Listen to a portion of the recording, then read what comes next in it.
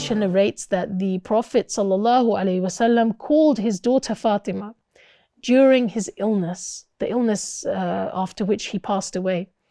He called Fatima to visit him, and he told her a secret, whereupon she wept. And then he called her again, and he told her a secret, whereupon she laughed. And she says, when I asked her about it, she replied, the Prophet spoke to me in secret and informed me that he would die in the course of the illness during which he died. So I wept.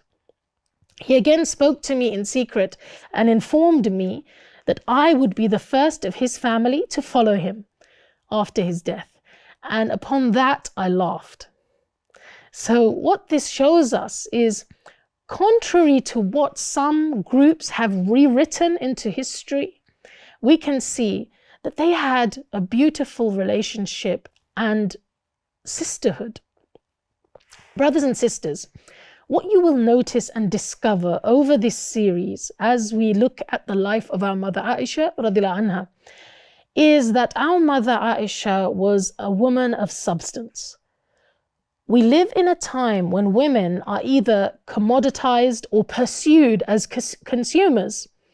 The various pressures and industries that are constantly calling to us to be enslaved to them are insidious. The fashion industry, the music industry, the beauty industry, social media, all seek to influence us as women. And that is why it's so important for us to know our own principles, to know Allah's commands and prohibitions, and to have a strong relationship with Allah subhanahu wa ta'ala.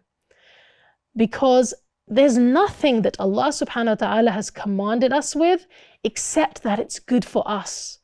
And there's nothing that He has prohibited us from except that it is evil and bad for us. And when we study the lives of people like Aisha radiallahu anha, it reminds us of having that right attitude.